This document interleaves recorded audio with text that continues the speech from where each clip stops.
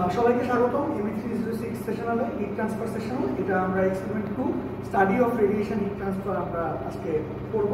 তো শুরুতেই আমরা দেখতে পাচ্ছি আমরা আজকে সেটআপ নিয়ে এবং এক্সপেরিমেন্টাল প্রসিডিউর নিয়ে কিছু কথা বলবো। তো তোমরা দেখতে পাচ্ছ যে এটা হচ্ছে কি একটা ভেসেল। তোমরা যদি ল্যাব শিট দেখে থাকো তো সেক্ষেত্রে দেখবে যে একটা ভেসেল হচ্ছে কি আমাদের বেসিক পার্ট আমাদের মডেল সেটআপের। এটা হচ্ছে কি সেই ভেসেলটা, এবং এই ভেসেলের ভিতরে এই ভিতরে হচ্ছে কি একটা সিলিন্ড্রিক্যাল এলিমেন্ট সাসপেন্ডেড অবস্থায় আছে, এবং এগুলোর টেম্পারেচার মাপার জন্য এই এলিমেন্টের টেম্পারেচার মাপার জন্য এখানে দুটো নব আছে। এই নবের সাথে আসলে থার্মোকাপলটা কানেক্টেড। এই দেখতে পাচ্ছ এই একটু গোল্ডেন কালারের একটা দুটো নব দেখতে পাচ্ছ। এটা হচ্ছে কি তোমাদের থার্মোকাপলটা আসলে ওয়্যারটা কানেক্টেড এলিমেন্ট টেম্পারেচারের জন্য। এই এলিমেন্ট টেম্পারেচারের সাথে আবার একটা ইলেকট্রিক হিটারও হচ্ছে গিয়া আছে। তো ওই ইলেকট্রিক হিটারের যে কানেকশন ওটা দেওয়ার জন্য এই আরো দুটো নব আছে, ব্ল্যাক দুটো নব দেখতে পাচ্ছ।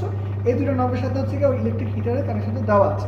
তো আমরা তো হচ্ছে এলিমেন্ট টেম্পারেচারের জন্য থার্মোকাপল আমরা দেখলাম।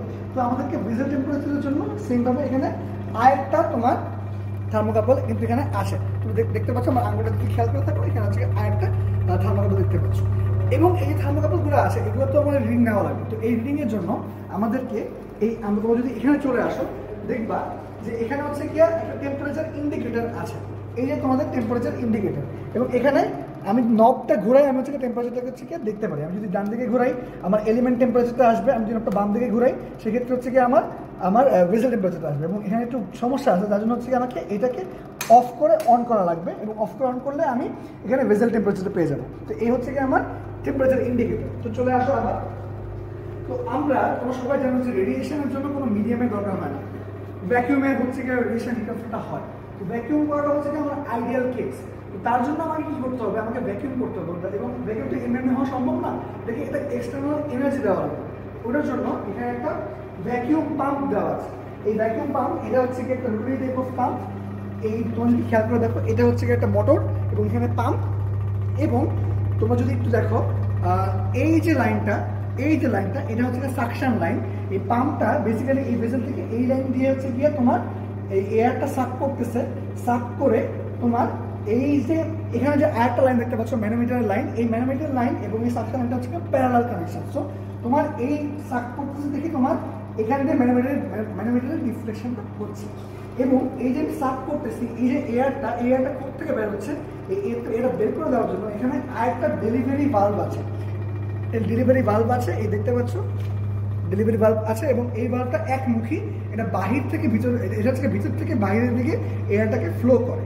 তো তোমরা যদি দেখো এই আমাদের যে ম্যানোমেট্রিক রিডিংয়ের জন্য আমার এখানে একটা ইউটিউব ম্যানোমিটার আছে, এবং তোমরা যদি একটু খেয়াল করে দেখো যে এখান থেকে এই যে এই ম্যানোমিটার কিন্তু এয়ার কিন্তু ওপেন টু এয়ার, যার জন্য হচ্ছে আমার নেগেটিভ একটা প্রেশার আসতেছে। এই এয়ারটা এখানে আসতেছে, এই এয়ারের প্রেশারটা কিন্তু তার জন্য তোমার এখানে ডিফারেন্সটা ক্রিয়েট হচ্ছে। এবং আমরা আমরা যখন এইচটা বের করবো, স্মল এইচটা বের করবো, তখন হচ্ছে কি আমাদের এই যে মার্কেট দেখতে পাচ্ছ এবং এখানে দেখতে পাচ্ছ এই দুটার ডিফারেন্সটা হিসাব করবো। যদি এখানে বলি এখন 330 আছে, এখানেও মোরলেস 330 আছে, তো ডিফারেন্সটা হচ্ছে গিয়ে 660। যখন আমরা ক্যাপিটাল এইচ বের করবো তখন 760 মাইনাস এই যে এই বড় এইচটা, এই স্মল এইচটা আমরা বের করবো। তার মানে বড় এইচ হচ্ছে গিয়ে 760 মাইনাস এই ডিফারেন্সটা, দ্যাট ইজ এই মুহূর্তে 660। এটা হচ্ছে গিয়ে আমরা করবো। তো আমাদের টার্গেট হচ্ছে গিয়ে হাইয়েস্ট আমাদের যে ডিফারেন্স, যখন আমাদের হাইয়েস্ট ডিফারেন্সটা আসবে তখন আমরা এই যে পাম্পটা আছে এই পাম্পটাকে আমরা বন্ধ করে দেবো। হচ্ছে গিয়ে অফ করে দিলাম। তো এই যখন আমাদের ডিফারেন্সটা হাইয়েস্ট আসলো আমরা পাম্পটা অফ করে দিলাম। তো এখন আমাদের কাজ কি, এই পাম্পটা অফ করে দেওয়ার পরে আমাদেরকে কিন্তু টেম্পারেচারটা নেওয়া যাবে। এবং টেম্পারেচারটা আমরা এমনি নিলে হবে না, আমাদের স্টেডি স্টেট কন্ডিশনটাকে হচ্ছে গিয়ে অ্যাপ্লাই করতে হবে। স্টেডি স্টেট কন্ডিশন বলতে বোঝাচ্ছে টেম্পারেচার টাইমের সাথে আমার টেম্পারেচারের ভেরিয়েশন থাকবে না। টাইমের সাথে মনে করো যে 10 মিনিট পরেও আমার যদি টেম্পারেচার থাকে 30 ডিগ্রি সেলসিয়াস, 15 মিনিট পরেও আমার টেম্পারেচারটা ওই সেম টেম্পারেচারে শো করবে। সো স্টেডি স্টেটটাকে আমাকে এনশিওর করা লাগবে। তো তার জন্য আমরা কী করি, আমরা 5 মিনিট পর বা 2 মিনিট পর একটা টাইম পর আমরা হচ্ছে গিয়ে টেম্পারেচারের ভ্যালুগুলো নেই। আমরা এলিমেন্ট টেম্পারেচারও নিব এবং আমরা ভেসেল টেম্পারেচারও নেব। নেওয়ার পর দেখবো যে যখন এটা একদম স্টেবল আর ভেরিয়েশন হচ্ছে না, তখন আমরা হচ্ছে গিয়ে এই পার্টিকুলার ডিফারেন্সের জন্য আমরা এলিমেন্ট টেম্পারেচারও রিড করলাম, ভেসেল টেম্পারেচারও আমরা রিড করলাম। তো এই হলো আমাদের ফার্স্ট যে ডাটাটা সেটা। এখন আমরা কি করব, এখন আমরা হচ্ছে গিয়ে আমরা তো ভ্যাকিউমিং করলাম, আমরা হচ্ছে গিয়ে মোটামুটি আইডিয়াল কেসের সাপেক্ষে করলাম, ভ্যাকিউম নিয়ে আমরা হচ্ছে গিয়ে এটা মেজার করলাম। তো এখন আমরা এয়ারটা সাপ্লাই করে এয়ার দিলে আমাদের কি হবে সেটা আমরা দেখবো। এয়ার দেওয়ার আমরা এই যে প্রসেসটা বললাম আমরা সেম প্রসেসে আমরা অ্যাপ্লাই করবো, কিন্তু এবার আমাদেরকে এয়ার চার্জ করা লাগবে। তো এয়ারটা আমরা কীভাবে চার্জ করবো, চলে আসো। তোমরা দেখতে পাচ্ছ এখানে হচ্ছে পাম্পটা ছিল, এখানে কিছু ভালভ ছিল। তো আমি আরেকটু তোমাকে বলবো যে এখানে একটা তোমাদের গেট ভালভ আছে। এই গেট ভালভটা তুমি যদি হচ্ছে গিয়ে রেগুলেট করো, তুমি যদি অন করো, তোমাদের তো এখন পাম্পটা অফ। তার মানে তোমার এই পাম্পটা এখানে কোনো সাকশন হচ্ছে না, কোনো ডেলিভারিতে কিছু হচ্ছে না, এই পুরো অংশটাই হচ্ছে গিয়ে অফ থাকতেছে। তুমি যদি রেগুলেশন, তুমি যদি এই গেট ভালভটা তুমি যদি অন করে দাও, এইখানে আরেকটা ভালভ আছে যেটাকে আমরা বলতেছি ভ্যাকিউম ভালভ। এই ভ্যাকিউম ভালভ দিয়ে এই এয়ারটাকে আমরা হচ্ছে গিয়ে ইনপুট দিচ্ছি, মানে এয়ারটা চার্জ হচ্ছে।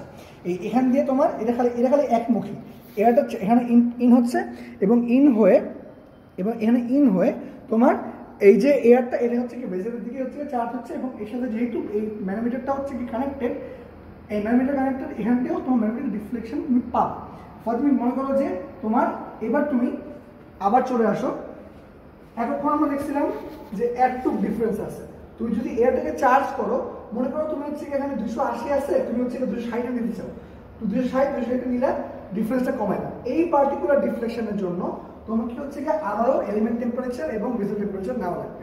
এই ক্ষেত্রে সিডি সেট আমার দেখা লাগবে না, কারণ এই ক্ষেত্রে হচ্ছে গিয়ে অলরেডি আছে। আচ্ছা, তো মোটামুটি এই হচ্ছে কি ব্যাপার। তো এইভাবে তোমাদেরকে কয়েকটা রিডিং নেওয়া লাগবে, এই ম্যানোমিটার এই ডিফ্লেকশনটা চেঞ্জ করে প্রত্যেকের মধ্যে হয়তো 8টা স্যাম্পল আমি দিব, 8টার জন্য 8টা এলিমেন্ট টেম্পারেচার বেজেল টেম্পারেচার তোমরা পেয়ে যাবে। একটা জিনিস আমি মিস করে গেছিলাম, সেটা হচ্ছে কি আমাদের যে হিটারটা, আমাদের তো হিটারটা অন করার জন্য ফার্স্টে তো হিটারটা অন ছিল না। ফার্স্টে দেখুন আমরা পাম্প হিসেবে চালু ছিল, কোনো হিটার অন ছিল না। আমরা যদি হিটারটাকে অন করতে চাইতাম, যেটা করতে হবে আমাদের আসলে বেসিক্যালি যখন আমরা এক্সপেরিমেন্টটা করি, পাম্পটা অন থাকার পরে কিছুক্ষণ পরে আমরা হিটারটাকে অন করে দিই। এই হিটারের জন্য এখানে একটা ইয়ে আছে, একটা নব আছে। আমরা যদি এটাকে করি, আমি যদি এটাকে হচ্ছে আমি যদি নিচে টানাই, এখানে হিটারটা অন হয়ে গেল। হিটারটা অন হওয়ার জন্য এখানে আমাদের যে এই নবটা আছে, এই নবটাকে আমি চেঞ্জ করে আমি ইনপুট যে পাওয়ারটা সেটাকে চেঞ্জ করতে পারবো। আমি মনে করি আমি হচ্ছে এখানে কমায় আমরা ভোল্ট কমাতে পারবো, আমি বাড়াই আমি এখানে ভোল্ট বাড়াতে পারবো। বাড়াইলে আমি হচ্ছে আমার যে ইনপুট পাওয়ারটা, এই ইনপুট পাওয়ারটা আমি এখানে ফিক্সড রাখতে পারবো। এবং আমাদের যে 8টা রিডিং আমরা নিব, 8টা রিডিংয়ের জন্য আমার একটা ফিক্সড পাওয়ার সাপ্লাই আমার থাকতেছে। এবং আমরা যখন পাম্প অফ করবো, আমাদের হিটার আলটিমেটলি পরের দিকে আমাদের হিটারটাও আমরা হিটারটা আমরা ফিক্স করে রাখবো, হিটারটা আমাদের চেঞ্জ করবো না। আমাদের হিটারটা মনে করো যদি 5.2 ভোল্টে রাখি, 5.2 ভোল্টই থাকবে। এটার জন্য একটা করেসপন্ডিং অ্যাম্পিয়ার আসবে, এটা অ্যামিটার থেকে, এটা অ্যামিটার, এটা ভোল্ট মিটার। অ্যামিটার থেকে আমরা অ্যাম্পিয়ার পাবো, আমরা হিসেব করে পাওয়ার সাপ্লাই পেয়ে গেলাম, এবং আমরা ফার্দার ক্যালকুলেশন করে আমরা এই এক্সপেরিমেন্টটা করতে পারবো। তো আজ তাহলে এই পর্যন্তই। তোমাদেরকে আমি একটা পাওয়ার পয়েন্ট দিয়ে দিব, সেক্ষেত্রে তোমরা ক্যালকুলেশন কীভাবে করবা এবং রেডিয়েশন জিনিসটা কী জানবা। সবাইকে ধন্যবাদ।